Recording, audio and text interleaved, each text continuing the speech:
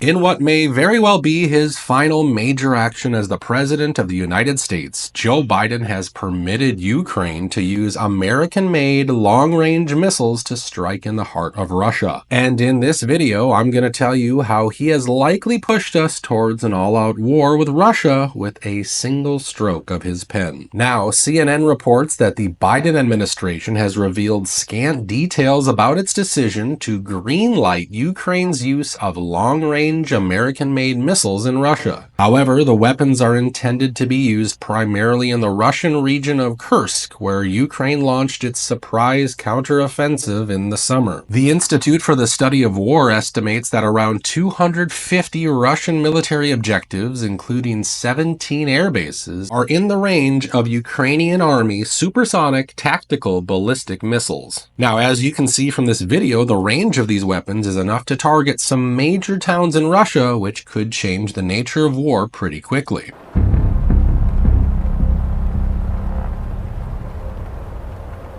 According to another CNN report, North Korea might have played a role in pushing Biden to make this decision. It's clear that the White House seeks to escalate back, saying that they are essentially responding to Russia's use of North Korean troops to potentially retake the Kursk region that Ukraine moved into. Now, even though the leftist media channels are quick to justify this move, the situation is much more complicated, and such an escalation could very well draw us into an all-out war with Russia, which would be devastating not just for the US, but also for the entire world. And when reporters tried to ask Joe Biden questions about his decisions, he just turned around and wandered into the Amazon rainforest as if just going for a hike.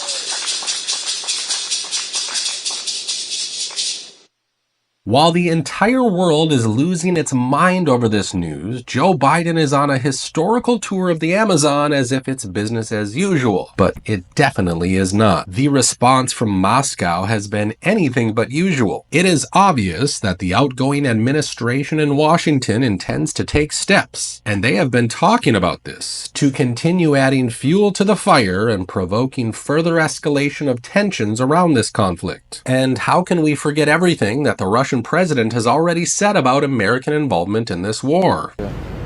Стран НАТО, Соединенных Штатов, европейских стран в войне на Украине.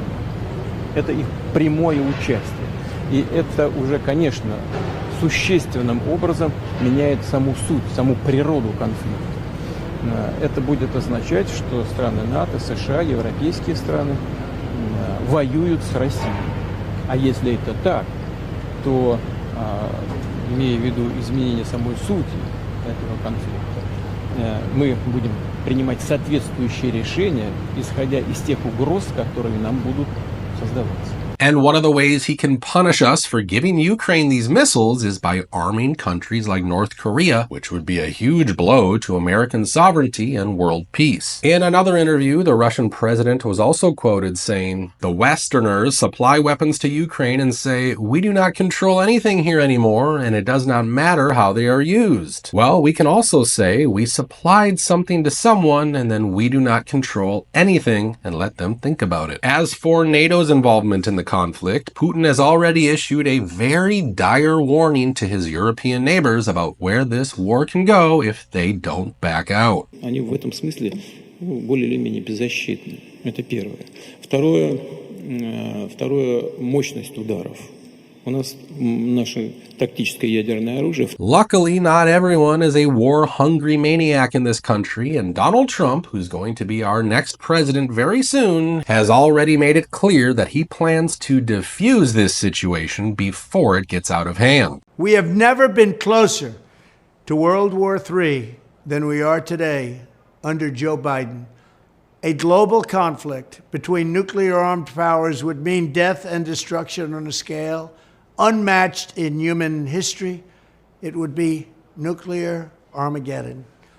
Nothing is more important than avoiding that nightmare.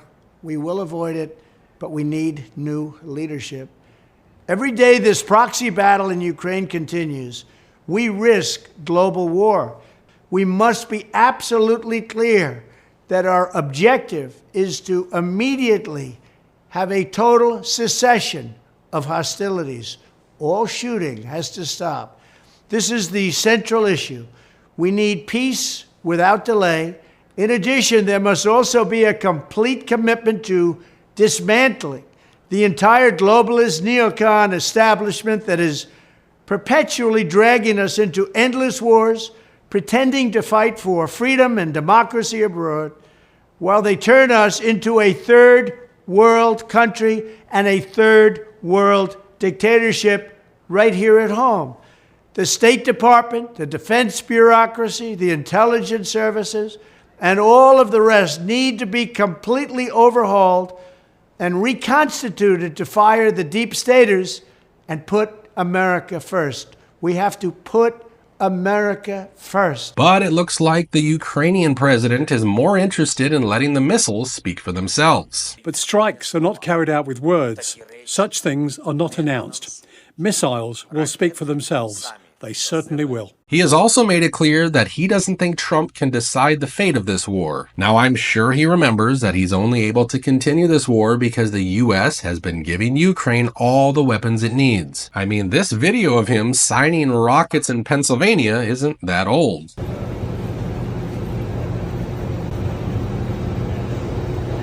However, things are not the same anymore. The people of this country have just elected a president who has been campaigning for peace in Ukraine for a while now. On top of this, the Republican Party, which now controls both the House and the Senate, has been opposing the billions of dollars we've been sending to Ukraine ever since this conflict started. Even in Ukraine, people are pretty much done with this devastating conflict that has taken so many lives and destroyed entire regions. According to a Gallup survey, an average of 52% of Ukrainians would like to see their country negotiate an end to the war as soon as possible. 38% of Ukrainians, nearly 4 in 10, believe their country should keep fighting until victory. Keep in mind that the same survey showed in 2022 that 73% of Ukrainians wanted to keep fighting until a victory. Even more telling is the fact that a fair share of Ukrainians who favor negotiating a quick end to the war believe Ukraine should be open to ceding some territory in exchange for peace. More than half of this group, 52%, agree that Ukraine should be open to making some territorial concessions as part of a peace deal to end the war. And every expert believes that there will be territorial concessions on Ukraine's part, but at least the world will move away from Armageddon. Nuclear war is no joke, and it's clear that Russia doesn't want it either. But as of right now, Putin has made some changes to Russia's nuclear doctrine as a warning to the West to stop this mindless aggression. After these amendments, the doctrine now says an attack from a non-nuclear state, if backed by a nuclear power, will be treated as a joint assault on Russia. This basically means that a large attack on Russia with conventional missiles, drones, or aircraft could meet the criteria for a nuclear response, as could an attack on Belarus or any critical threat to Russia's sovereignty. Any aggression against Russia by a state that is a member of a coalition would be seen by Moscow as aggression from the whole group. So Russia would be justified in firing off nukes at any member of this coalition. This is extremely concerning, and January cannot come soon enough because it's clear that Donald Trump is probably the only person who can bring Russia to the table and stop this madness. What do you guys think about Biden's decision? What do you think we should do to make sure we do not get dragged into another European conflict? Feel free to share your opinion with everyone in the comments section below. If you have not subscribed to this channel, please take a second and do so now. As always, thank you so much for watching today's video, and I'll catch you on the next one.